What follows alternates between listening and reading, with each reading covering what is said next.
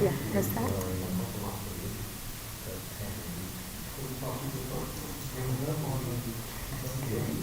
Whenever they start, what to do. Yeah, because right now that is what's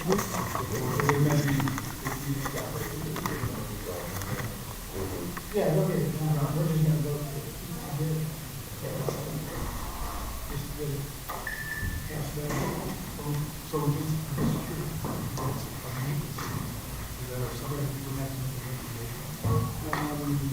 Recommendation just to get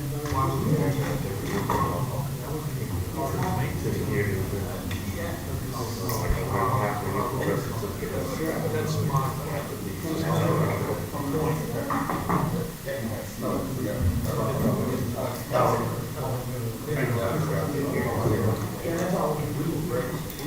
and you're correct.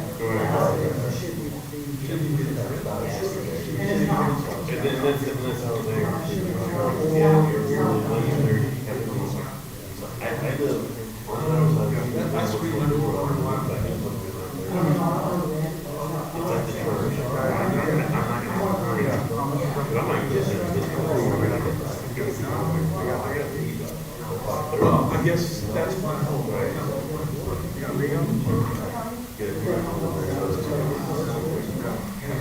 Wouldn't that be a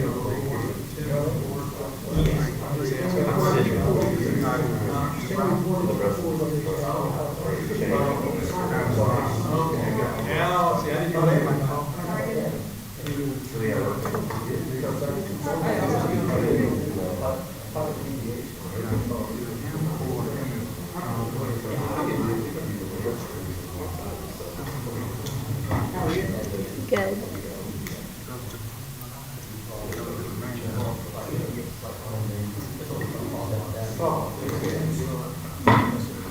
Talking to the guy who knows. Usually I would say problem one. Right? Yeah. So what you're doing is you're leaving all your own line, you're going to walk around, anything that might go up.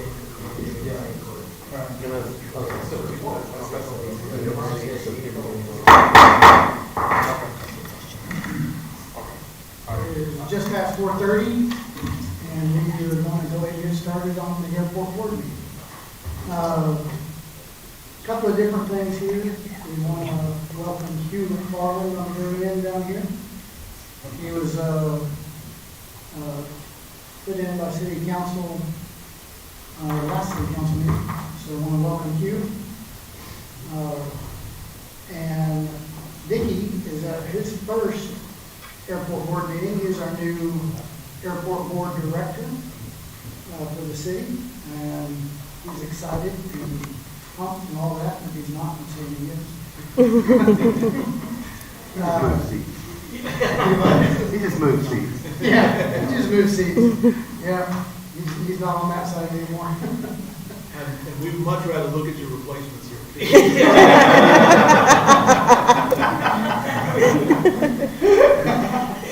Sorry, He Dickie. does have a point. Just saying. He does have a point. Sounds like you can be replaced. Want to welcome Roscoe, one of our city council members, of course, and Fred Terrell, I see you just walked in. Yep. And I'm going to ask on the invitation and pledge if Mr. Roscoe, since he's here, can do a prayer for us. And then I'm going to have Vicki do the U.S. and Texas pledge.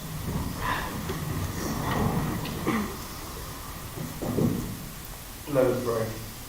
Father God, we come once again on this evening, Lord, just to tell you thank you.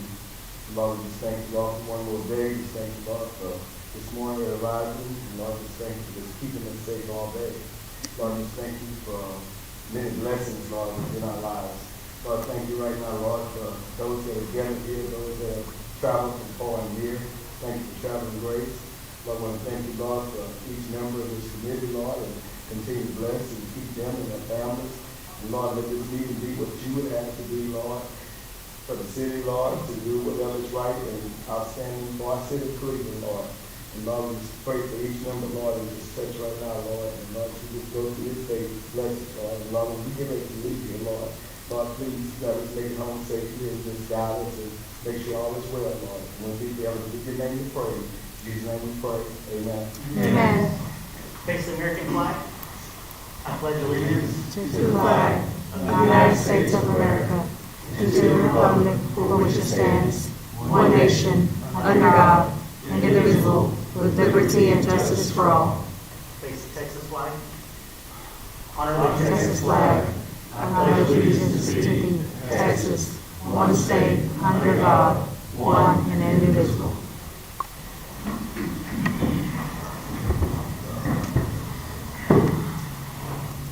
Okay, public comments, any person with city-related business may speak to the airport board.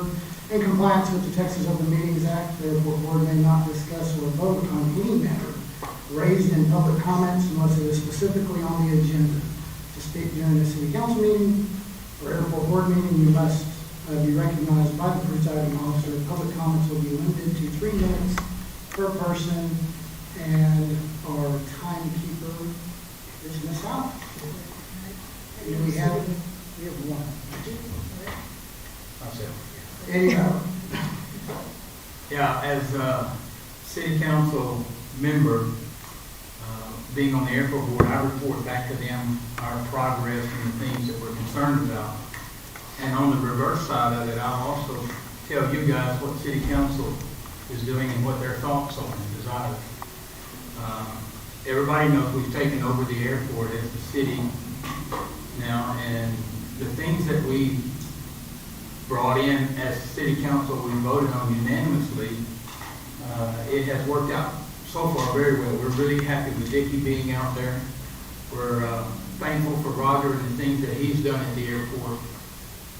Fence is going to be going up pretty soon. That'll cover the west side of the property. We're looking at the leases now and some other things as far as the lease is concerned. Fuel prices have dropped. That's going to bring in the traffic. Traffic is important because that's part of our count. Count goes toward TxDOT funding and so forth, so that's important. There's a lot of things happening, and I'm thankful for this board. This board basically is the advisory, is the nuts and bolts of what we can and cannot do and stay legal and make sure that we get funding. So just a report, the council's happy with things going on. Thank you, Evan. Okay, number 4, approval minutes from November 2nd of 2023's airport board meeting. Do you have a motion to accept the minutes as written? I have a motion from Greg. Second. I have a second from Mr. Lowry. All in favor? Motion carries 6-7-0. Discussion of possible action. Number 5, airport inspection projects. Quick update on some of those. I know Rogers can give us a little update on some things he's got going on. Also, as Eddie said, we opened up bids on the fence. It's 5,900 feet down the west side of the runway. Chain link fence. They took bids up till yesterday at 2. We got, I think, 14 bids in. Vicki can kind of give us an update on them. And Vicki, you go ahead.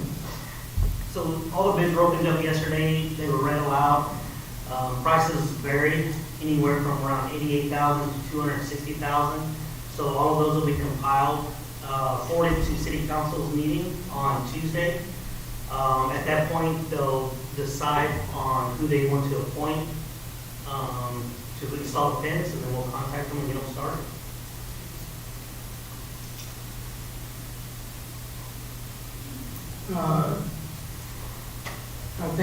I know that the windsock, we ordered the windsock, we got it yet? Not that they haven't come in. No. Hadn't come in yet? And our windsock blew off here the other day, and it wasn't off. I don't think too long, but, Roger got up there and got it back in. Any other projects going on, Roger, that we need an update on? Runway dirt, where we at on it? Oh, hopefully, depends on the weather. Should be started, finish the other side next week. Next week? And, So- yeah, depending on the weather.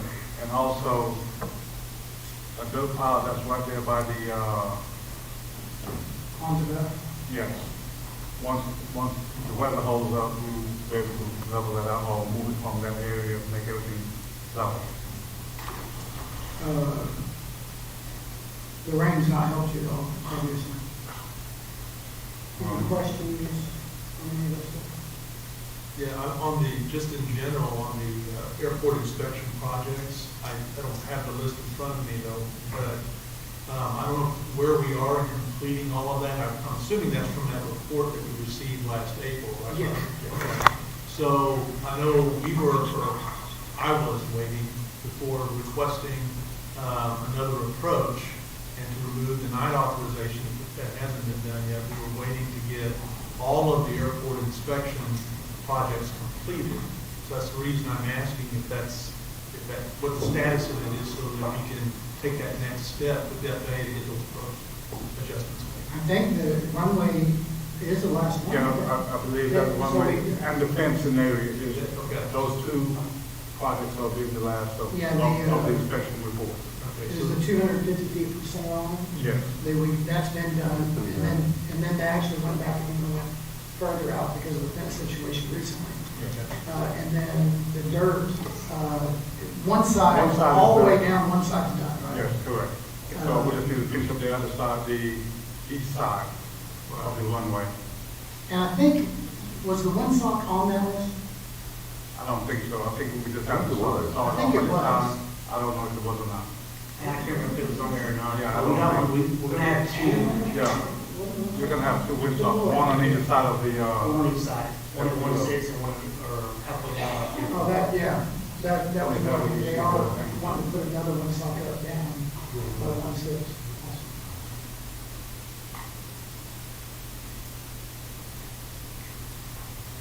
Well, just one additional comment I'd like to just, for kind of an introduction thing, for those of you that don't know Hugh very well, in his prior life working for the FAA, one of his jobs in approach control was to actually design and coordinate with the regional office new approaches for different airports within the area. And so that's really his technical expertise is exactly that. So we kind of have an asset on our board that knows a lot of the ins and outs on how to establish that with the agency, and so I know we'll be tapping into you like this. So I'm glad that. Absolutely. Yes. Anybody else have any questions on inspection projects at all? No? Number 6, Facebook page and updating ForeFlight. This was a discussion the last couple of meetings that we've had, and Dickie can give us an update. I think he started a whole new Facebook page because no one could get into the other ones for whatever reason. Yeah, they couldn't, so we got one created, it's got about 17 followers right now, so we're moving up. I'm trying to get it out there to everybody. They're all in the room. Oh, and half of them are right here in this room. Yeah, right. The news is, though, Faith is, when she came in today, she was asking if we had a Facebook page, and I showed her, here's what I started with. So Monday, when she comes in again, we're gonna sit down, I'm gonna hand it over to her, because I think she's got the ability to create a barcode where everybody can scan for the QR code and all that stuff. She knows how to do all of that. So I'm gonna let her start perfecting it and adding stuff to it, and so we can get that, out there. And hopefully it'll be that easy, where all you gotta do is just come in and scan it with your phone, a QR code, and pull it right up. And I put that at the front desk, so that way anytime anybody walks in, they can just scan. So hopefully a couple weeks, hopefully on that. I'll see what she's got on it. And for y'all that don't know who he's referring to, Faith and Maria are the two part-time employees that work for the city at the airport. Maria works Thursday and Friday, Faith works Sunday and Monday, and then, well, she's there today. Also, she goes in a little bit during the week, is who he's referring to. The updating on ForeFlight, there were some things on it that we wanted to get updated, and Dickie got all those done. So most of it is updated on ForeFlight. The thing that you'll still see on there is the airport manager, address, email, and all that stuff is still the same. I've updated everything on the FAA website for the 5010. It's just they haven't hit accept yet. And then, because once they accept, then that'll go out to all the websites, ForeFlight, AirNav, Global Air, AirNav, any one of those, and then everything will be updated. So when you click on it, and you'll see, who the airport's now, City of Cleveland, this will be address, phone numbers, courtesy cars, everything. So I checked it again just before I came here, and it was still pending. But it's only been a week since it's been submitted. Any questions on number 6? No?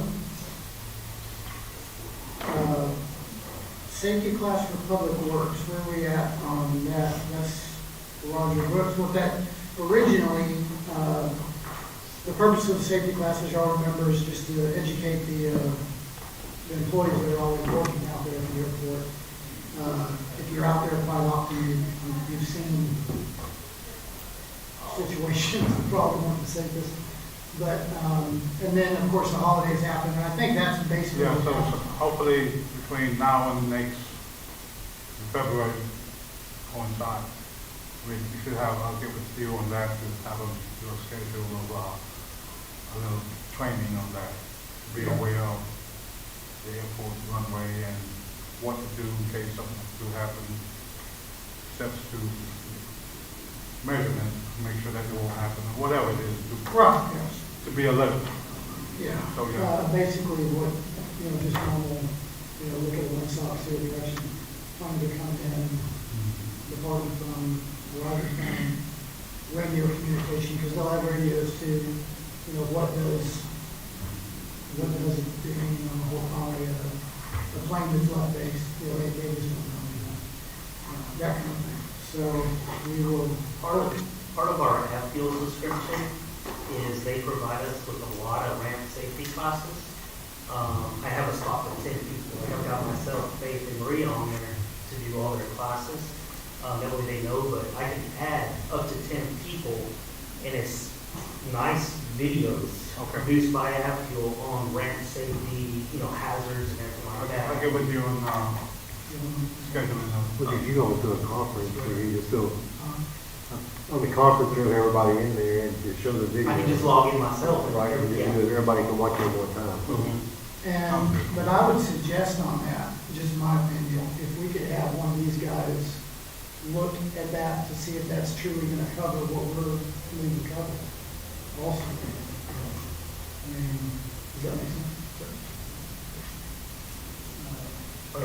They're seeing five. They range anywhere from 15 minutes to over an hour. So there's a ton of them on there. You just got to go in and select which ones you want for each individual. But also practicals, I would do also. Oh, yeah, one of these guys with them on the ramp is going to be able to show them a lot in 30 minutes. I mean, a lot, 30 minutes to an hour. Don't you? Well, we can touch base with you. Yeah. Number 8, outside training traffic. This has been obviously a topic on, for safety reasons, it just gets so congested out there. Thoughts? Anything new or different? Well, I do have some thoughts, if I could have a few minutes. Absolutely. I just wanted to, this is not a simple issue, and there's a lot of interest, and consideration that are related to this. And I wanted to start off with a couple things. First of all, I really support airport growth, at Cleveland in particular. And I really support the promotion of general aviation. And I think pilot training is outstanding. We have that kind of interest in our community. By community, I mean beyond Cleveland. I'm just talking about in the Houston area as part of the state and country to have that kind of interest in general aviation for people trying to get their pilot's license is a great thing. And so I just wanted to start off saying that. I also recognize that the airport is a city asset. All right, so the city isn't doing it for charity. They're doing it obviously to support economic growth for the area. They're wanting to bring in business, so there's a reason for doing all of that. And so I think whatever we can do as a pilot community and as an advisory board to assist the city in reaching those goals, I think is a good thing to do. But I also believe that the airport authority has an obligation to the tenants at the airport.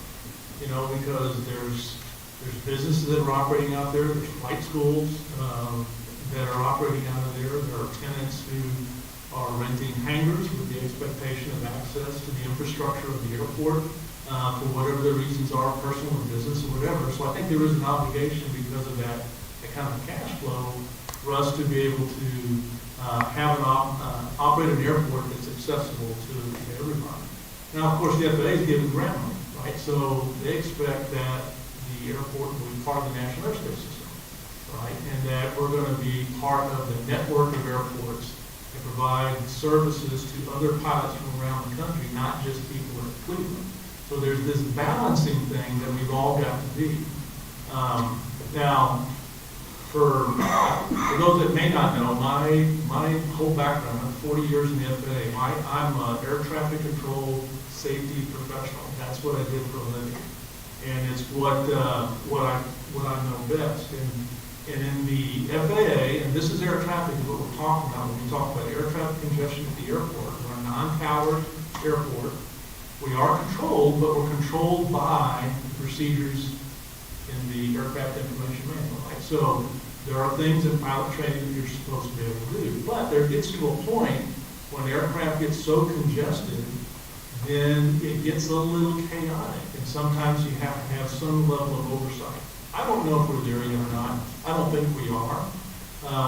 But I do know, we used to have a saying that I think applies here. We used to say at Air Traffic Control, we provide service and safety, though we do it now for better work. Right? Meaning safety comes first. Now, that doesn't mean safety trumps everything and everything else is put off to the side. It doesn't mean that. Right? But at the end of the day, if you're trying to decide what are we going to give priority to, there's two things. Safety always has to be first. Look at the MAX 9 issue that's going on with Boeing right now from some bolts they didn't get tightened. And look at all of the issues associated with that. You know how the FAA got radar in the National Airspace System? So there's a mid-air crash between two airliners in the 1950s over the Grand Canyon. And that's how it got radar. Up to that point, we didn't have it. How towers get established in a lot of airports is sometimes because of a mid-air collision. Now, those are granted extreme examples, perhaps. Hopefully they don't happen very often, they're trying to. But what we don't want is we don't want to have a bad thing occur here at Cleveland. So there's a lot of things that we have to balance. We have to balance all the needs of the city. We have to balance the needs of the flying general aviation community in the greater Houston area that wants to use Cleveland for their training activities, etc. We have tenants who have expectations in airport access. We have obviously the city wants to have their economic development. There's a lot of stuff that we've got to be able to balance. So we have to find a way, I believe, to address the safety issues from all of this congestion. I think we've observed a lot of it. I think we have to have all the parties.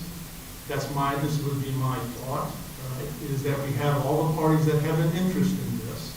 Obviously the city, obviously the pilot community there, the flight schools that are out here. Frankly, there are other airport managers from surrounding airports that may be impacted if one airport says we're going to close the doors and not allow any training traffic. Well, guess what? They're going to go somewhere else. So all of a sudden, the problem gets moved to another airport. I don't think that's a good solution either. So I think there needs to be a broader approach to this in trying to decide what the best way is to deal with the safety part. But I do believe none of us sitting in this room today want to be able to have to answer to awareness of a problem that we didn't recommend how to address it, then a really bad, tragic thing occurs, and then we're going to all be scratching our heads and wondering, gosh, I wish we would have done something back when we first became aware. So I just kind of wanted to thank you for your indulgence in hearing a long statement there, but that's been my reflection, John, over the last couple of weeks since this topic first came up, on how I believe we should be considering this and some of the steps maybe we should take, whatever the appropriate point of contact is from that. I don't know if that would be Vicki or Scott or whoever the city thinks the right point of contact is to get this forward. But I think there is a larger conversation that we need to initiate. I had a conversation with Conroe. I understand we are a different airport. Conroe is a tower airport for people that do not know that. They're a Class D airport. But they actually, at times, have the same issue. Now, they evidently have times that they cease their touching goes at home. I actually was not even aware of this until I was having some conversations about, when our congestion gets really, when we get a lot more planes in the pattern that we're not, used to having, and people aren't communicating quite correctly. So I checked on this, and evidently they do now. And I was told that that is something that we could consider is transient touch and goes, is the way that Conroe, I guess, labels it. So for a time period, when I get to a lesson, they don't allow touch and goes. And typically the CFIs will go somewhere else and do touch and goes because they're not going to do taxi backs. It's ridiculous.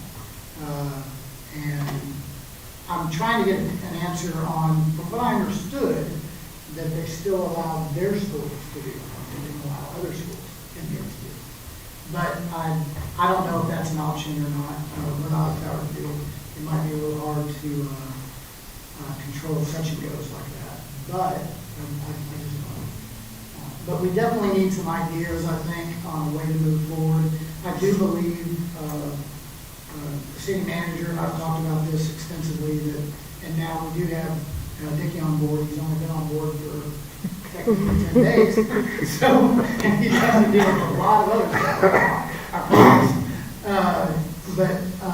And that was to reach out to American Flyers and ATP and just all of them, and have some conversations with them also.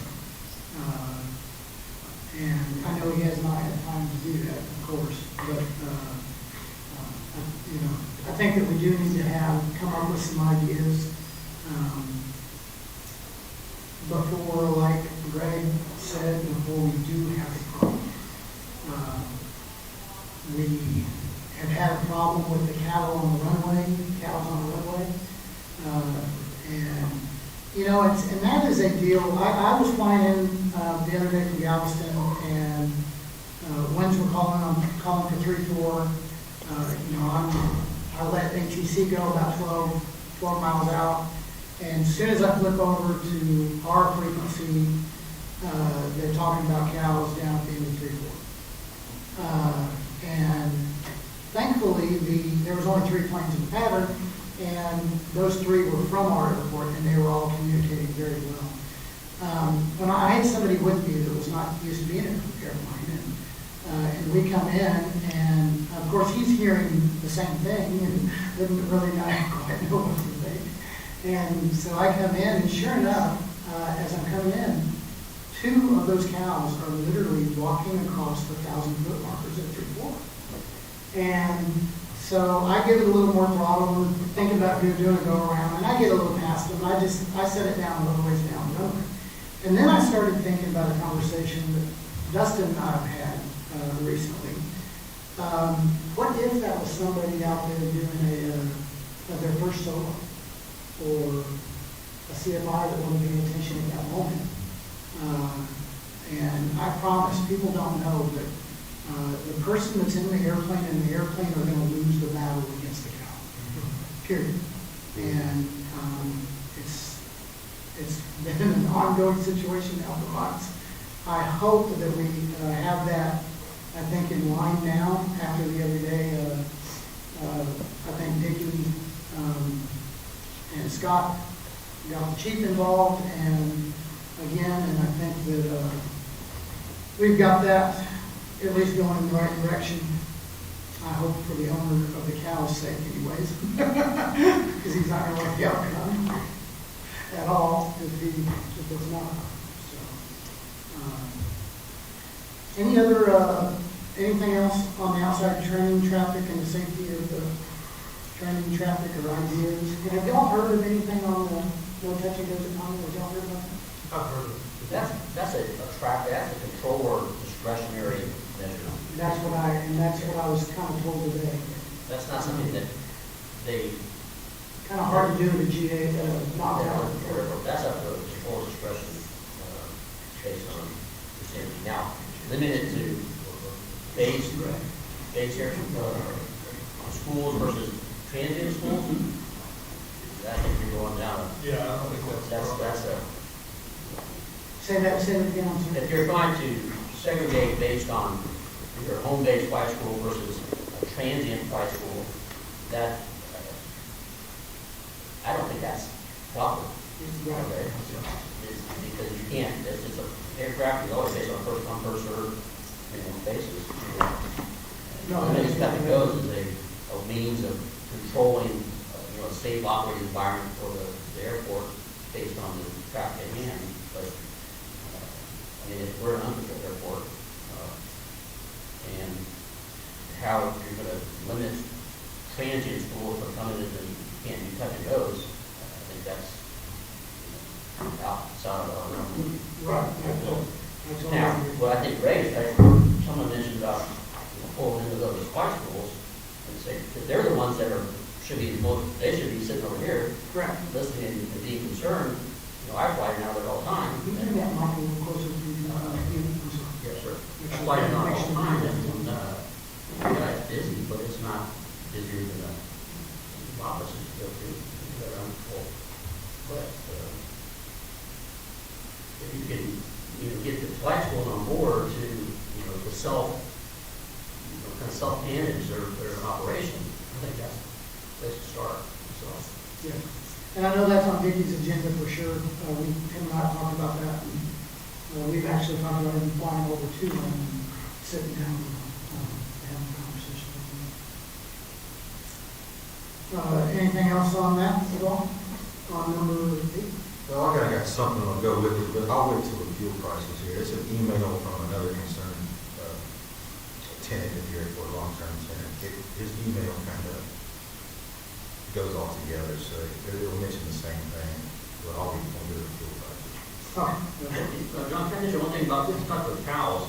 My concern would be that student pilot, what about at night?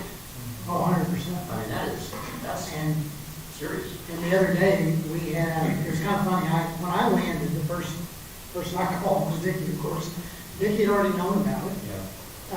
I hung up with Dickie, not even thinking about it. Dickie knew about it, he's already called him. I go up to the FBO, and Andy's son is over there, and I told him that I already talked to Dickie. He tells me that that they had already came out and pushed the cows off the runway. And I'm like, I just landed, they're standing on the 2,000 foot Yeah. marks. And he's like, no, they came back. So I called him again, and he called them again. When I was leaving, they were coming in on forwarders to go pushing back the second time. At 11 o'clock, I get a phone call from a tenant at the airport that's not flying. He was over there to pick somebody up that was just landing over there. And the cows at 11 o'clock at night were back out there again. That's what that fence is going to address, though, right? Well, part of it. The fence is 5,900 feet, so you would think the short answer is yes, although when I saw them down There were some of them right there, obviously, on 1,000-foot markers, 5 or 6. There was another 5 or 6 that was just past the 5,900 feet of where the fence is going to have to stop at. We can only do so much on fence at a time. So I think we're on the right track. Scott and I and Vicki went over this in Lowry. And I got word from Chief when he talked to him last. So it's been 2 days and no cows. His people are conducting roving patrols, I guess is the way I want to say it. That I've seen them out there, making sure that their cows aren't getting out. Plus, they ran extra strands of barbed wire all across the pond where they were swimming across to help prevent them from coming back. So, and like I said, it's been 2 days. That doesn't mean they won't come back, but it's been 2 days since I've seen one, and they were hitting, like John said, 3 to 4 times a day.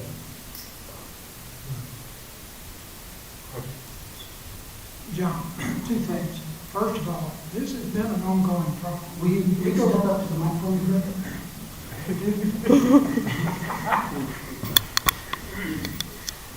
If you're going to ask to speak, we're going to make you work for it.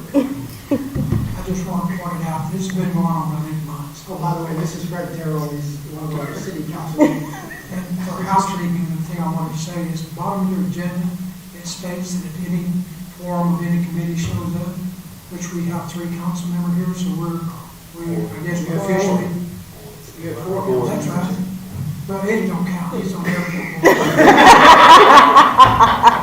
I think as far as house cleaning, you're doing that. I was going to bring this up in just a minute, but You You can do kick have- this can down the road, and sometimes it becomes a very emergency liability. So we need to take care of this cow thing very quick. well, and I totally agree. And I've had this conversation with everybody with the city. Dustin and I had this conversation literally 2 nights ago. That in our viewpoint, I think Dustin will agree, it gets to a point where the liability isn't going to just be on the owner of the cows. This has been going on for so many months now. It's been at least 6, 9 months it's been going on. I mean, it's something that probably in Harris County, somebody's already been in jail. I mean, this is, and looking at it from our point of view, I promise you, I know people think it's just a cow. And I promise you, if I would have hit that cow on that runway, if I lived through it, I'd be happy. I'd be lucky. I'm not worried about an airplane. You aren't going to have an airplane, period. It's just not going to happen. I mean, you take a 2,500 pound max gross weight airplane and hit a 1,500 pound cow, and doing it at 70 miles an hour or more, there's only going to be one loser. I mean, that's simple. Somebody's going to die. And so, for me, this has been, and you can ask Scott, I've been blowing his phone up, and Vicky's phone up, and maybe Lowry's phone up, because the problem is just what Greg said. What typically creates general orders or SOPs or rules or regulations is when someone screws up. When something happens, that's when something is generated. The radar situation we brought up a little bit ago on the Grand Canyon. I promise you, that's not what we want. We don't want that at this airport. Nobody does.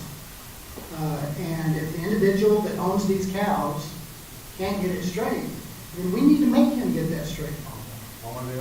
Pure and simple. This has been going on for, how long has this been going on? 9 months, 6 months? Oh, it's been years. Okay, so see, there you go. I mean, this is a bad situation. Dustin on this board is probably the students more in the traffic pattern than any of us, obviously.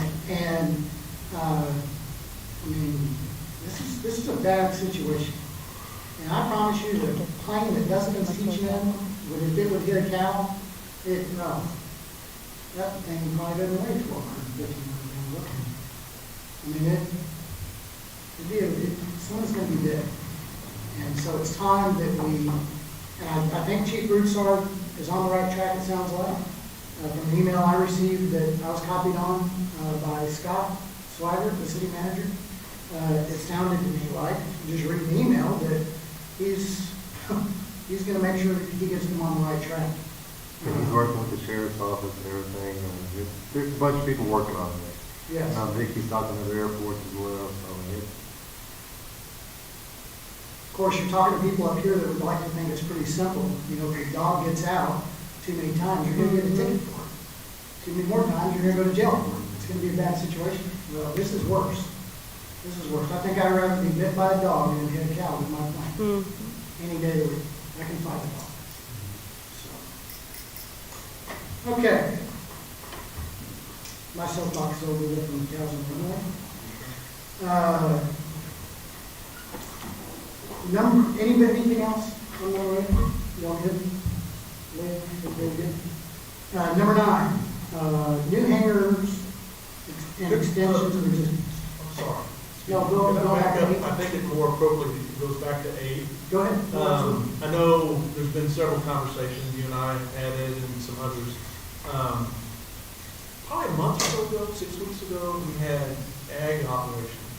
Refueling out of, I don't know where they were loading their loads for their crop dusters there at Cleveland, at the airport. They were using that for their operation as a base for a period of time.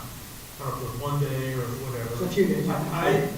What was happening though is as our pattern gets full, they want to land one way, load, and take off the other way. And when we have other airplanes in the traffic, things kind of scatter. And the crop dusters were basically doing whatever they wanted to do against the flow of what everybody else was doing. And that was a concern of mine, and I didn't know. So this is really a question. I don't know how they do their operations there. Do they just show up and start doing it? Do they get a permit from the city? Do they just coordinate with the airport manager? And if there is a coordination or permit process, are there conditions put on that about compliance with airport flows or any of that? Or is it sort of I got a lot of rhetorical questions here, or is it's just kind of a blank check, they can do whatever they need to do? I don't know, but I would say there was kind of a safety concern that a lot of us who observed that day were asking about. The first step that they do is they contact the city. There is a permit. They have to fill it out, show proof of insurance, mail in a fee, then we send it back to them. And then now they can operate. Now, their next step is to check in with the airport manager or director for guidance. Okay, and so any conditions or procedural restrictions would come from now your office? Correct. Okay. And it should come. All right, so good. All right. Well, okay, but real quick though, I think part of the issue here though, like you and I briefly talked about the other day, is, and we talked about this time before last year, Dustin and I did. I think part of the problem is right now we don't have any kind of procedural guidance to give them or tell them that this is a $60, by the way. I don't think $65 is what we make off the meter. $65. Also, the last time they were there, their semis, fuel trucks are all parked down on the ramp in front of the Quonset house. If that makes sense. And when they left, it was a mess. Public Works had to come out and clean it up. I'm guessing Public Works spent more than $65 cleaning that. So, and I know it's not the money situation, but read anything on our airport, a calm wind runway is 16. Where is that published? Is that? It's on Fort White, it's on. I think they put it back in the Did it? Yes. airport facility. Correct? There you go, it's in the airport facility. It wasn't there for For a while. Correct. I Back on think hand. it's got it. Oh, excellent. May want to double check. But,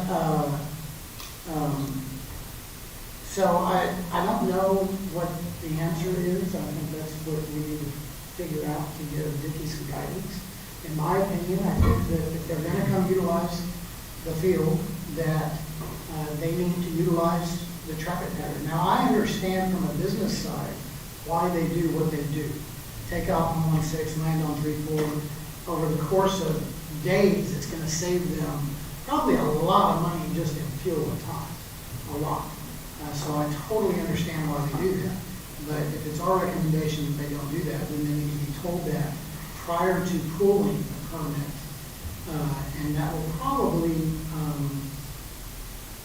solve it. I mean, It is not uncommon around the national airspace system when a commercial operator or a special event or some request is made by an off-airport entity to use the airport, or the airport authority to lay down conditions for that visit as part of that process. Oh, absolutely. And if those conditions are not acceptable to the vendor, or in this case, the ag operations, then they can seek to operate from someplace else. So I would think the time to have the conversation is at the time of permitting, so that where everybody's on the same page about what we're doing. And I don't know that didn't happen, but I would suspect it probably didn't. And so I guess my recommendation would be that if we're going to be interested, I know we are interested, I don't mean to phrase it that way, in the interest of air traffic safety. I think those kinds of conversations are good so that everybody's in the flow with all the students coming and flight instructors and all the traffic that we do have. I think it would be prudent for us to have those kinds of conditions. so while we're doing this, that's kind of the thing, is what conditions do we want to put on them? I'd like to ask, the permits are being issued here. Correct. And then, once we get it all completed, they're instructed to report to the Okay. terminal. Is there a place on there where you can sign that permit? As, in other words, they followed the instructions, they got the permit, and then they came to you? No, we just file it. I mean, we can add anything we want to it, with approval. Right. If we need to put a spot on there that they communicated with, the airport terminal itself, Exactly. or the rules that's in there. And I'd also like to make sure that they get that in writing as to what the rules are, so. But I think Greg's point is, and what was mine also, is, in my opinion, I think before they get a permit, we don't need them to spend the $65 and actually reimburse $65, then it costs us more than $65 to take mine. So, before they get a permit, get with the director at the airport and have a list of the conditions. I think that we need to give him those conditions. Yeah, to me, whatever the process is, really, to me, it doesn't matter, as long as it's communicated and they understand it and agree to do it. And you could also add to that cleanup. But my thing is, traffic flow. I think, and Dustin's more around the ag industry more than anything, but I think if you put those conditions on most of those situations, they're probably not going to even want to use chlorine, or at least the ones I've asked. Well, they'll use Cleveland just because of the proximity of where they're fertilizing. I mean, they fertilize right about 30,000 acres around that area. Okay. That's a lot of land. And it's multiple operators. It's not, this was a new operator. I hadn't seen these guys. These guys are different than what has been here last year. So that's a good example of the permit process. We can change it. It sounds like it needs to be changed now that we've taken it over. They may come up here, or they may be able to download it even offline. They don't have the permit, fill it out, but before it gets approved and a permit is issued, they're going to sign off on the rules that we create, develop, that they're going to, abide by those rules. It has to go before the airport director and make sure that those dates are available, those dates are cleared, that nothing else is already scheduled, and he's going to have to sign off, and I'm okay with this happening on the day before the actual permit is issued. That may be additional steps that we haven't had, but we need to add at this point. We're going to find a lot of this kind of stuff, as now that we're going to do that. This is one that we need to address, and I agree, Vicki needs to work with y'all. I mean, y'all are the experts. Well, I think, to come up with what those rules are. I mean, I'm not going to make them require to make them use our gas. I don't know if we can do that, but. well, I think that if we could get a volunteer to come up with the rules, some basic rules, or, obey the traffic pattern, I hate to say basic, but, one of y'all Well, again, there was stuff, it's an uncontrolled airport. How do you go stipulating to somebody, if he wants to land on the other runway? I mean, there are FARs and aims that we do go by. But if he agrees to But comply he with does, yeah. the runway in use. If he doesn't do it, then we just don't issue a permit the next time. Yeah, that's a way. Would you, one of y'all have a problem coming up with? No, we'll work with it. I mean, any of the three of us. So I can add a whole additional section to the permit. Yeah. It's like 3 pages long right now, and it ain't gonna hurt to add a 4th page with a reading initial. I'll talk to a couple of the other ag operators that I know I fly with, and see, most of their stuff is personal that they fly for, but they do go use Lake Jackson and stuff like that every time. So I'll touch base with them and see, You talking about code? yeah, well, the owner of the company. not the code. I know they usually come once a year to Cleveland. Yeah, once or twice. Yeah. This Last depends year, on, they did 3 times. I know they might not have permits. Yeah, they only came one time for a permit. They were here more than once. Somebody, you know, they- Well, if y'all are aware of another airport that is utilized for that purpose, that maybe Dickie can contact that airport and see. Winnie is nothing but ag. Yeah, maybe contact them, Winnie, and see what they do, how they Well, can handle now, I will tell it. Winnie, they use both runways. But we're in a unique situation now, I All the believe. black schools. Yeah, we have a lot of flight schools that Winnie has no traffic. Anahuac and Winnie, if you're in Anahuac and Winnie, you probably don't have a problem using both the runways. But here, it's just a whole different situation. And Anahuac has a bunch of grass too. So the ag guys down there, they don't want to tear their tires up. So They won't land on the runway, they land on the grass. I think that if we just come up with a guideline on, is everybody in agreement with that?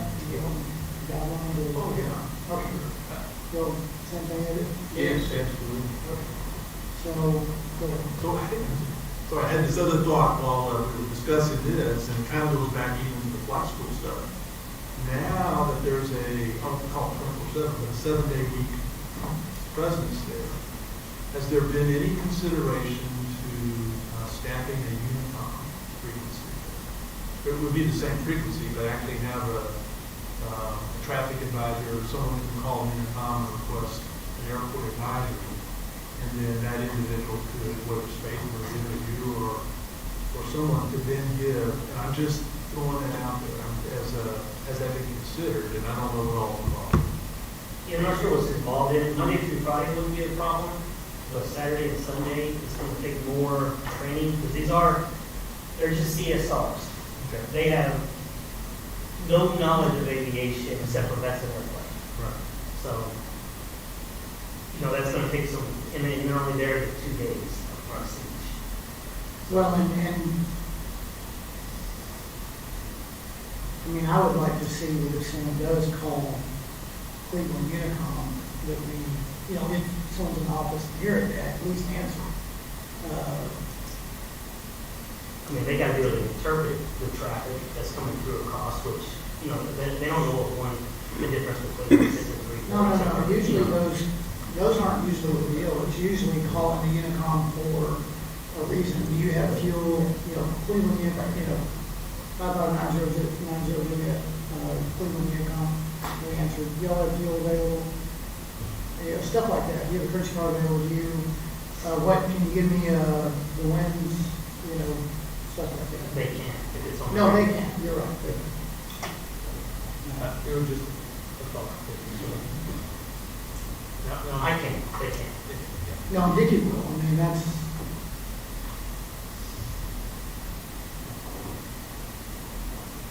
It'd be nice to have that work. It's definitely something we can look at in the future. Yeah. We're just taking this over, and there's a lot of things that can happen in the future. And having something like that as we grow and continue to grow, to be able to have something like that. We've got 2 part-timers now working days a week. That may grow and expand in the future as well as our services. So that may be something we just keep in our mind, that would be a nice benefit to be able to have to provide to those when we can afford that and be able to provide those services. Just adds another layer of communication. Absolutely. and the benefit, all of it, just absolutely. And working with the girls that we do have to give them to where they can have some basic knowledge in the future, to where they can be able to do some kind of response and do a talk. You know, right now they're in it. They've been in there for 10 days and they have no clue. But Not even 10 yeah, days. yeah. 2 days each. 2 days each. So, you know, That's all I got, 2 days. but maybe Dicky's only this got time 10 next year they'll have enough knowledge that they could be able to do. I mean, whatever. And I can attest that Dickie's hands are full right now. Yeah. He's dealing with a lot. Anything else on number 8? Are we good? Yeah. Good. Number 9, new hangars and extension and extension of existing hangars. The update on that is we are trying to prioritize. We have a lot of ideas and coming up with money. We also considered, or the city was considered possibly down at the end of the fuel, end of the fuel pumps, past the taxiway there, that goes to the new hangars. Possibly running some shade ports down there to where you could at least have an area to rent out, covered area for airplanes.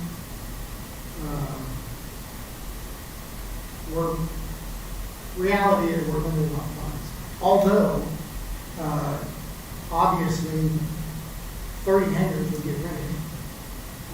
It'd be it's easy. I present the numbers. I have them if anybody wants to see them on sale.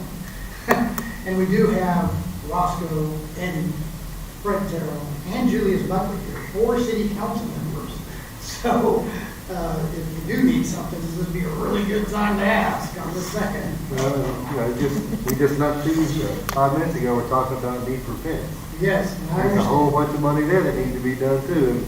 And we talk of priorities. Does that fence priority come before the hangar priority? 100% And it again, it does. goes back to your comment. Number one thing you gotta talk about is safety. That's right. You know, we like to have more hangars and more stuff, but again, that's that balance that we're in right now. You And know, that's where I was going with it right now, between that and, taking over the field, having purchased field, money going out on it, just everything with the city taking it over, it's prioritizing. And we've talked about this recently, in extensive conversations, so we're just prioritizing. So, that being said, hangars and extension on hangars, I don't think at this moment are probably going to be on the top of the priority list, unfortunately. We also have the EDC director here, so hopefully he can come up with some things from EDC. That would be nice. Robert Reynolds, by the way, is the EDC director. Just pointing that out. For anybody that didn't know. definitely want to grow the airport, so that's a good thing. Okay, anything else on the line? Anyone? No? Everything's good? 10, fuel prices at the airport. I know that Dustin brought that up on it. And if y'all don't know, our fuel prices were $5.80 a gallon prior to January 1st. Technically, January 2nd, I guess. And as of January 2nd, the city decreased those prices to $4.45 a gallon, from $5.80 down to $4.45. Just to give you a little bit of history, prior to January 2nd, the city made 10 cents a gallon on fuel. So for every gallon that was sold out of Cleveland Airport, the city got 10 cents. The city didn't pay for fuel. They did pay for all the upkeep on the tanks and everything to do with that, but that's what they received was 10 cents down. So now they have dropped it to $4.45 a gallon. Any conversation over the fuel?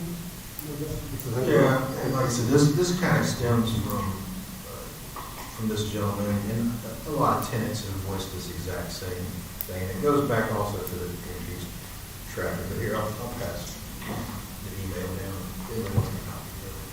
I just had him write something up. Yeah. This comes from a longtime tenant, Darren Britton, you know who he is. This is Dustin. As a result of the change in the airport management 613, we've recently seen our fuel prices drop to record low prices. While we are collectively excited about positive change on the field, many are concerned about the unintended consequences the price change may produce. It is the universal truth to say we all appreciate lower fuel prices, particularly down from the record high pricing. However, there is increasing fear among our pilots and the extra regional traffic this will undoubtedly entice could produce an unmanageable and unsafe environment locally. The growing opinion held by many is that the off-station flight trains create an ongoing hazard to our uncontrolled traffic pattern in 613. Throughout the day, our airfield is besieged by off-station training aircraft. Each of these aircraft is performing seemingly endless patterns as a natural function of flight training operations. Upon exhaustion of their usable fuel, these aircraft return to their airport of origin. These aircraft never purchase fuel from our tanks, nor enter the community at large. They utilize 6 Romeo 3 heavily, arguably causing undue wear, while contributing nothing to the airport or the city. Most importantly, flight safety is being threatened at an ever-increasing rate. Inherent to all flight training operations, there are predictable frustrations and conditions that can easily produce a dangerous flight environment. Flight training, which is homegrown within our own group, is both reasonable and beneficial to the airport and the city of Cleveland. However, the relentless training from off-station flight schools is becoming unattainable. As appealing as the new fuel pricing is for residents of 613, the combined effect of off-field training operations may overwhelm the ability of the airport to operate in a safe and beneficial manner. It is unclear to the residents of 613 what, if anything, can be done to reduce that traffic. And it's, I think that stems from a lot of other people. But do we know if fuel is going to increase traffic yet? It's too early to really know. But it has been a voiced concern that, we do have increased traffic. Now we just drop it to, a record low price. Do 100 people show up extra? I don't know. But it is a concern. And he's not the only one. There's a multitude of individuals. What if we increased it so much now? You get a line of 5 guys to go get gas. Well, we mentioned the fuel truck. What was the status of the fuel truck? Is that going to be another option? I guess that's a question for the city. It's definitely going to be an option. We've talked about that extensively. And it's, of course, right now, unfortunately, nobody knows what the lower fuel prices is going to do. We do know that Dickie looked at it, because I was curious myself. January a year ago, we sold a total of It was like 19, 1930, 40 gallons. 40 gallons, 1930 to 40 gallons in January of last year. And in the first 9 days of here, we were a little over 1,500 gallons. I think you bought most of that, didn't you, John? I have been buying my fuel here at Cleveland now. It is. Prior to that, and I spend about $1,000 a month in fuel. That's a lot. And yes, I did not buy fuel from Cleveland prior to this month. But anyway, so obviously, we don't know. I don't know the weather January area either. But this is kind of what Greg was talking about earlier. Yeah, my thought is I think it's a legitimate concern to be tuned into, but I don't know if we need to act before we know in fact it occurs. So I would just do a wait and see. My thought is a wait and see. Yeah, absolutely. I think this is a good heads up, see what happens. Another thought is if I'm a pilot looking at my gas and I see all these training schools, 5 in the pattern, I'm going to forget it, I'm going to the road. And move on down the road, get it somewhere else and not get into that mix. And so it could be that, I don't know, that may offset it, I'm not sure. And that is the conversation I had with this particular gentleman as well. Like, look, we can't really just jump the gun. We do need to kind of get data. Let's see, are we, are we not? I mean, but it is a valid concern. Bobby wrote it, easily encourage full stops. Well, True. but then you do get a line, you're standing there ready to go get gas for yourself as a tenant, and there's 7 aircraft out there, you're like, man, I'm going to Liberty. I can tell you that the city is very, this is definitely, the city manager sitting right here. This is something that they, believe it or not, they want the fuel prices actually lower than what this was. And Go. I think I'm for one vote, so. Do what? Yeah, I'm for one vote. Well, and I'll tell you that also, Diggy has looked at the traffic count for the last 2 years, for 2023 versus 2022. Believe it or not, in 2023, our traffic count was actually down. And where are you getting that data from? internet, AirNav is broken. You can't go by AirNav, honestly, it's just depending. Even like last night, when I snapshotted, let me see here. Well, the problem with AirNav and the way they track, it's just, they can't track a VFR target of how many airplanes are listed out there. They have to be receiving services from air traffic to count. So an IFR flight plan, a VFR flight fall, that's the only way AirNav can pick that up.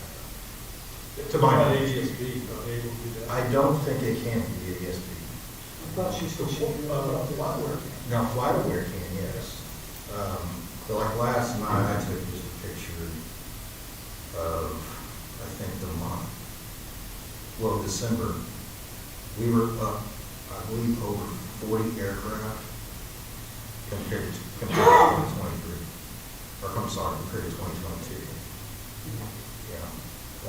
From that was from FlightAware. Was that 40 Yeah. times? Gentlemen, I'd like to ask a question. I'd like to be able to track every airflow, air traffic out there. So what system do we use? I don't know. I think there are some programs that we use. Air traffic uses something totally different.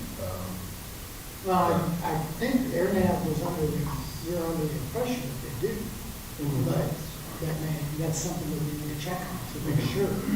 Because I will say that if they're only going off of flight following, flight plans, basically flight following flight plans, that's going to be the count's going to be way off the mark.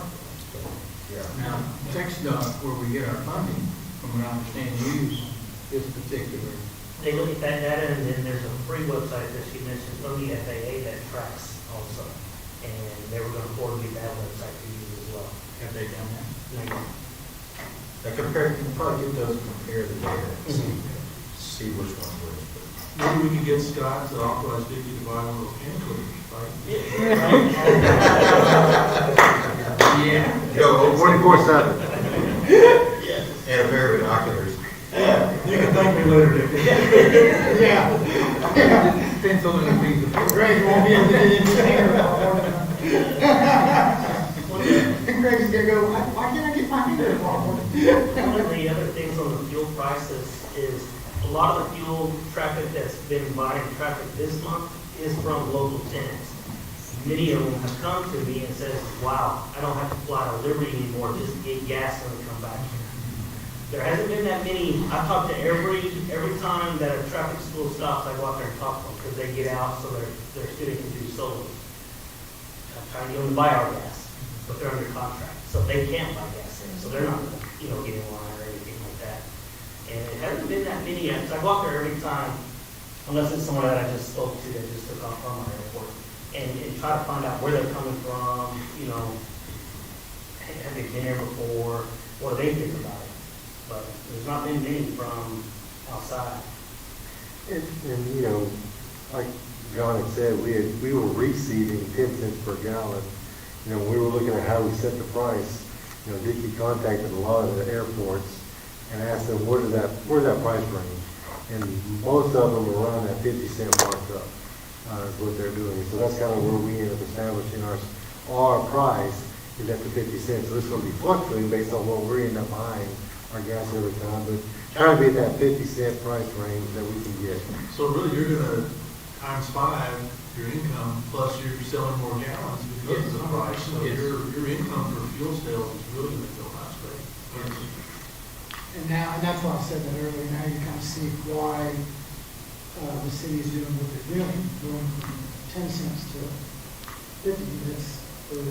You only used to make 10 cents, that's a huge increase. And we talked to some others that said when they first started or whatever, they were doing like 25 cents. So that's kind of what John was saying. We had originally talked about 80 cents and at 25 cents. to get people used to coming here, and hey, we've got lower prices now, come buy gas from us. But then we decided, no, let's just keep it at that 50 cents that everybody else said.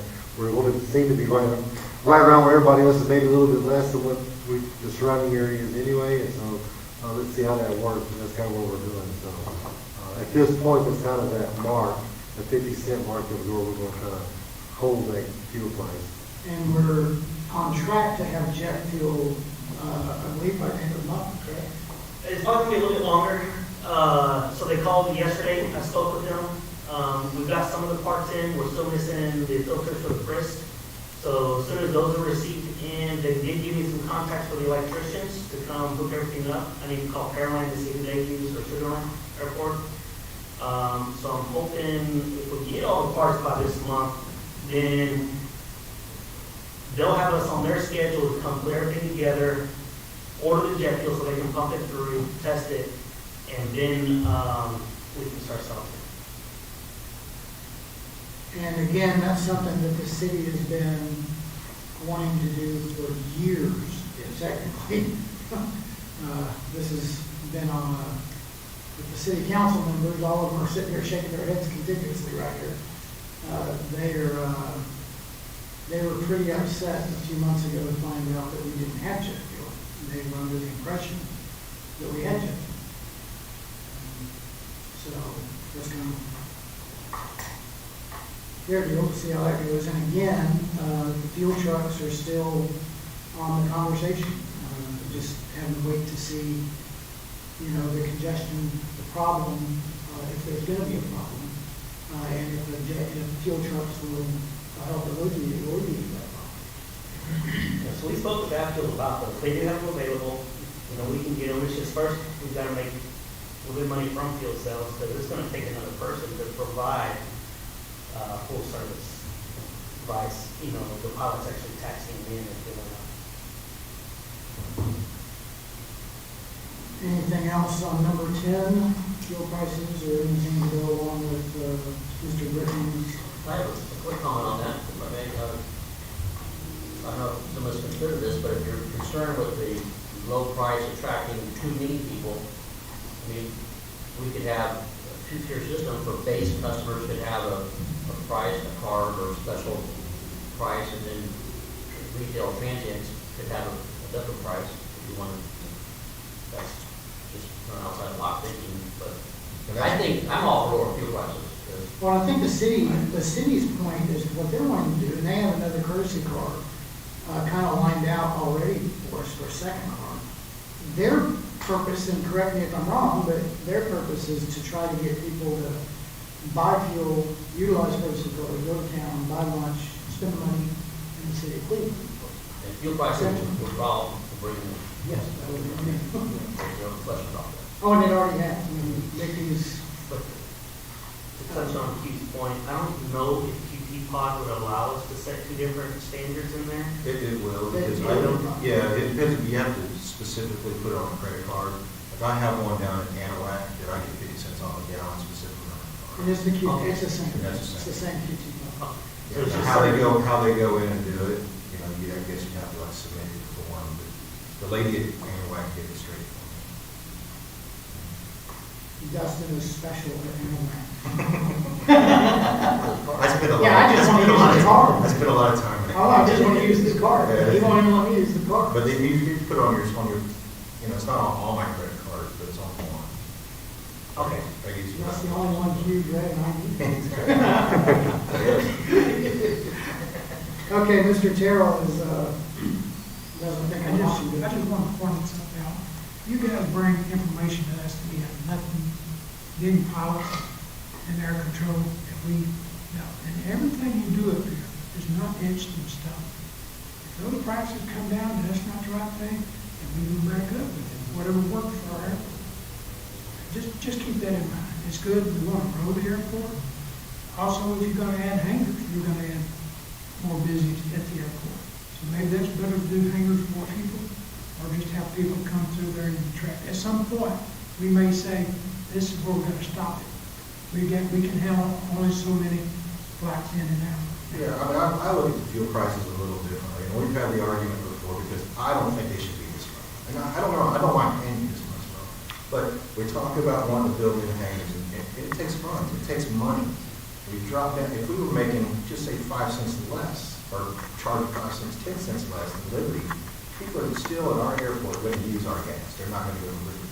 And that gives an extra 40 cents a gallon. It goes back to the city funds that stay in the airport and help fund more projects. So the airport's actually investing in themselves. I mean, as a flight school, I spend a ton of money, on there. So it saves me a lot of money, but I just look at it a little bit differently on the gallon prices. Well, you have to understand, airport money is only can be spent on the airport. We can't take any of that profit, fix our roads, streets, library, municipal park, it's all gotta go back to the airport. So at some point, we're gonna have to come to a point where we're going to spend all this money on that. I probably won't be here when it happens, but that's what, and again, this is a conversation that if it doesn't work 3 months down the road, let's look at it again. We can either lower it or up it, whatever we need to do. I don't think we've seen the increase in the fuel sales yet. No, These 10 days or 8 days, we haven't seen it yet. I mean, it can be surprising how much more we do sell. I mean, because all of us here that base there, I know, I was with John, I used to go somewhere else to go buy my gas. If it was not convenient for me, I would go somewhere else to get gas. But we haven't seen not fuel sales yet. I'd say 3 months from now, I think you'll be shocked at how much revenue. that's, I think, what the city's hoping for. And so for those that maybe don't fly a lot, there's another thing, there's Take 4 Flight, which is an app most pilots have or something like it. There's a feature on there that you can display on your map the fuel price at every airport. It shows up on your iPad. And so when you're planning, I do this. When I'm planning a cross-country flight, I'm going from here to Wisconsin or whatever, I'm picking airports to land at because I got to make fuel stops. I'm going by what the price is showing up on this iPad as being the lowest price or one of the lowest prices. So if not only is it tenants doing it, but you're going to get these transients that are coming across, they may be going down to Brownsville or Corpus Christi or something, they're going to stop, from Missouri or whatever, they're going to stop at Cleveland and fill up because the price is low, it's going to attract, and by the way, they're going to need to get lunch. So they're going to hop in a courtesy car, go get a burger or Mexican food or whatever the case may be and come back out. So anyway, there's those things that help alert people who may not know anything about Cleveland, but they'll see it on these apps that will advise them. Cleveland's location is strategic. I mean, for east-west, west-east itinerary traffic, Cleveland's easy in and out. Absolutely. And we're going to pick up just overflights, people going to Florida on vacation. I mean, I think you would be surprised at how much fuel we sell when those prices are down. Because That doesn't dismiss your point. Right. That may be. I'm happy paying low price. I mean, I won't complain about that. Just don't want the traffic coming in with it. Well, I don't think, it's too early, so it's just No, not just the traffic, it's also about growth and putting money back into the airport. I don't mind paying extra for gas. I know we're building and putting new hangars up. We have, that extra, just say 50 cents on 100,000 gallons of gas in a year, which you can make an extra $50,000. Which means that starts adding up. In 10 years, now you got $500,000 extra sitting there. For the 2,000 foot, You what? for the 2,000 foot of fence. Yes. Right. To spend $100,000 every Spoken like a true city manager. But there's also the volume, again, lower prices might double your fuel sales too. Ride it out for a few months, see what happens, and just go from there. Anything else on fuel prices at the airport? All good? Number 11, did you have something else, Mr. Terrell? Or No, that covered.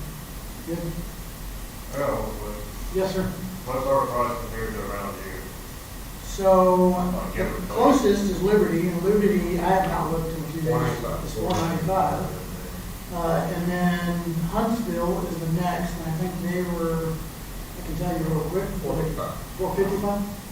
They're at 455, so they're, Kind of in the middle around yeah, we're 445, so 10 cents, so we're, yeah.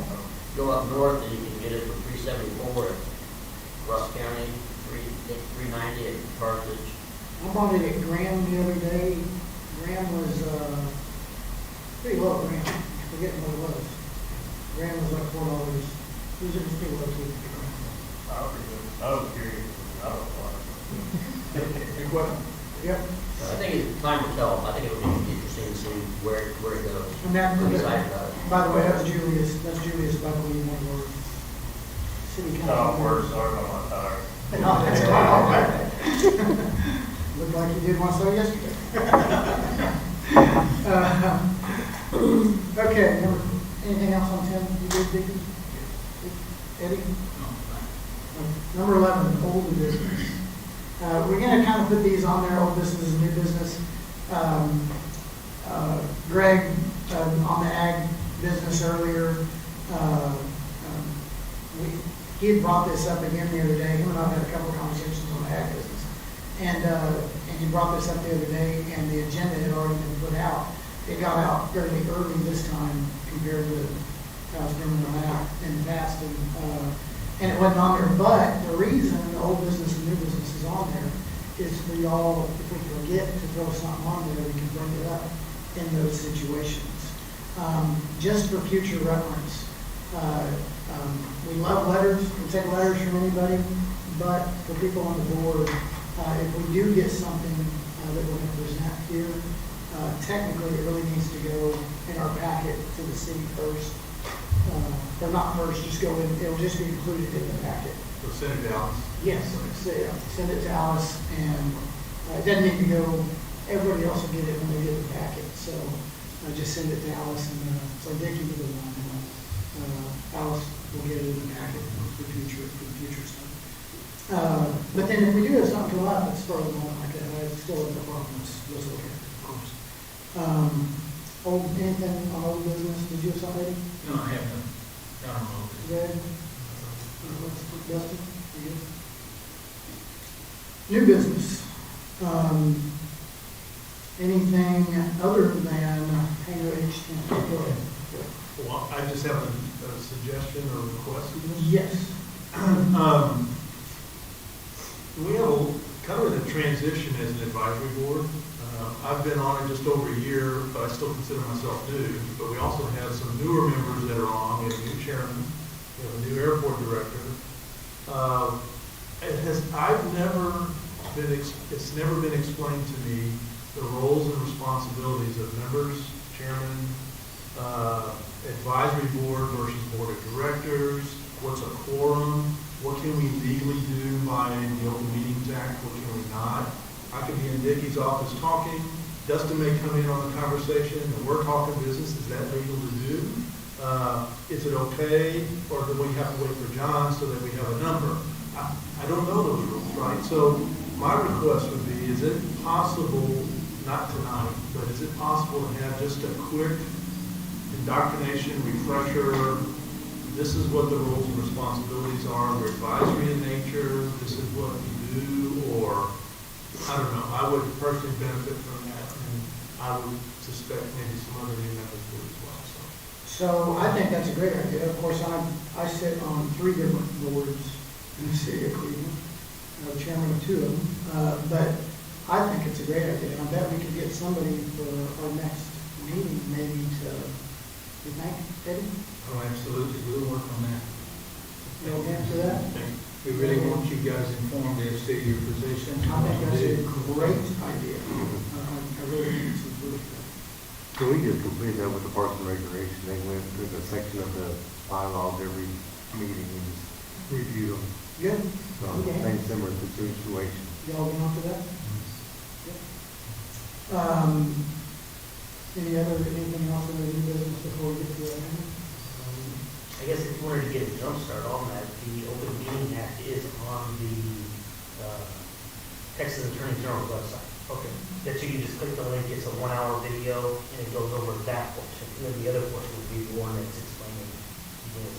Because we have, each board has their own bylaws or ordinances that regulate each board within the municipality.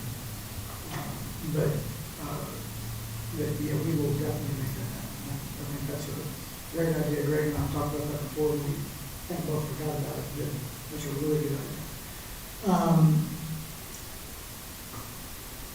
So we have a hangar situation that has been dealt with, or well, hasn't been dealt with. It's been brought up evidently for, I don't know how long, just when we had it, 2 years.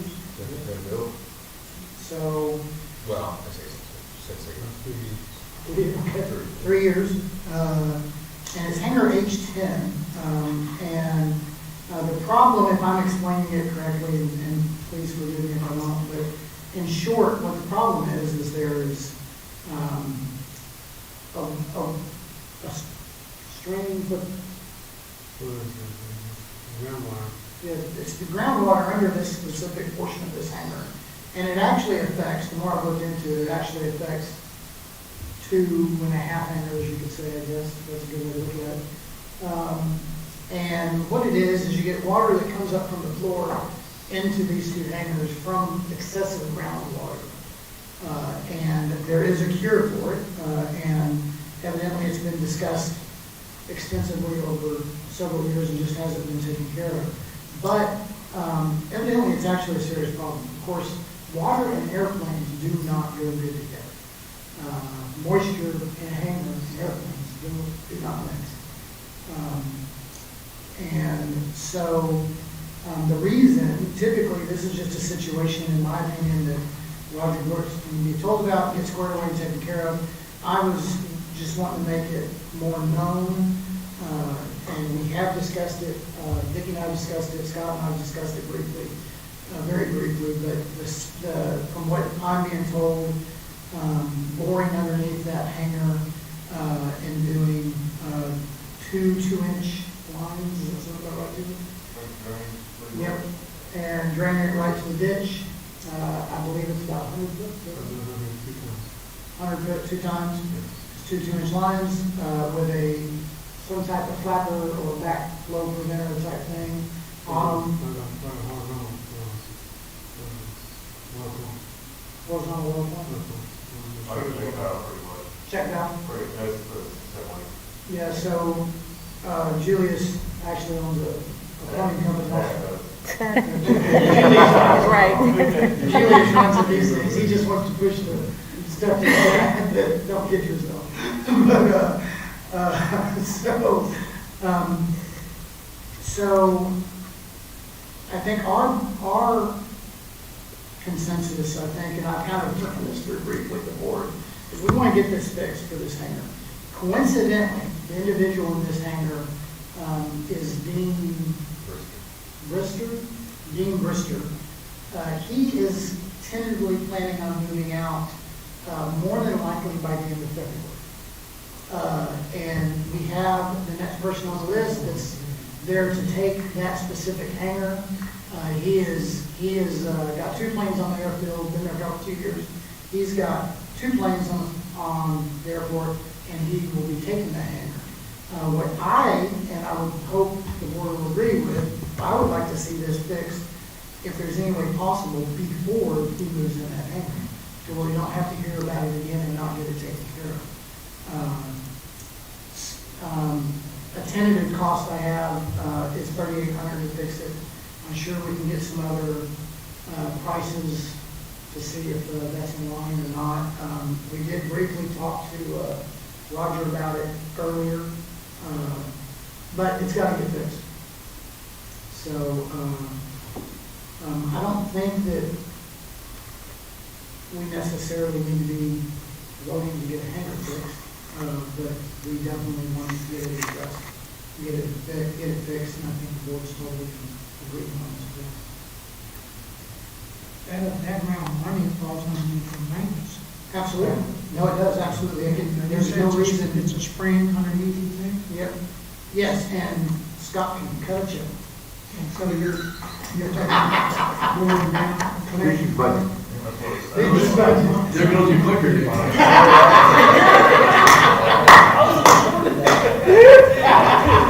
I've got a spare one there. And you know what? I bet he really does. Because he's got everything in that hanger, trust me. I go Rob Lincoln all the time. And I'm sure there's other things like this that's gonna come up. There it is. Dickie has been overwhelmed with stuff since prior to the first, but now specifically after. I talk to Dickie on a daily basis, and he's got his hands full. I always, nothing against anyone else whatsoever, but somebody that has a lot of employees, I always say the quickest way to find out if your employees are doing a good job or a bad job is when they either go on vacation or they quit. That is the quickest you find out what kind of job they're doing. And any transition with anything, the new person's going to want to do it different than the old. And whether it's right, wrong, or indifferent doesn't really matter. And they got a lot to deal with. And Dickie's got a lot to deal with just in dealing with people that don't have contracts on hangers and haven't paid in months and just not even knowing. So we'll just add this onto his list that hopefully we can get fixed before March 4th, if possible. Anything else on new business? Event ideas. We talked about this briefly before about a pancake. What did we say? Pancake breakfast or supper? Pancake breakfast. I guess my question on pancake breakfast, if that's what we want to try, is what's everybody's idea on a day of the week? Saturday morning, Friday, Sunday morning, Saturday morning. What? Most guys do on Saturday. Saturday. And is there a specific? I know that the one in Louisiana, is it the third Saturday? I don't know. We're about to have an EAA, we started a new EAA chapter as of last month at Cleveland. So. And that got like 25? 27? 26. What is that again? The Experimental Aircraft Association. Oh. We're an actual chapter now. Okay. So, I don't know our chapter number, but. Of course, he's We gonna both got voluntold that we're on the board of it, our committee. I think our first meeting is next Friday? Next Friday. So they might have something there where we try to set something. Yeah, there are. We can get- One of the things that EA chapters do that we're wanting to do as well is do what's called a young people's rally, where you bring in kids from, was it 8 to 17, I think it is?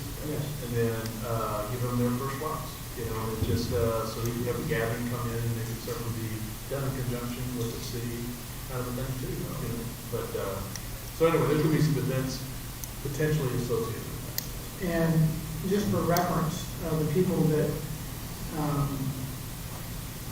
the school right now has started an aviation program and they're building an airplane. That airplane they're building is an experimental. That's an RV that falls under the experimental category. And that RV that the school, Cleveland School is building. But there's a lot. I have no idea how many aircraft fall under that experimental. It's a lot. And for our first meeting, I was impressed. I did not attend it, but for 26, that's pretty, to me, that was pretty impressive. Very impressive. But, so Saturday mornings, maybe something to do with the EAA also, doing a pancake breakfast type thing. I think Vicki was wanting to try to get it to where we were once a month, same Saturday each month, I think, eventually. We usually do donuts every Saturday. Yes. That kind of felt, cracks over the years, well, especially COVID. But, well, yeah, somebody brought donuts every Saturday. Every 15 people show up at the terminal, sit outside, drink coffee, and eat donuts. tell lies. Pepsi now.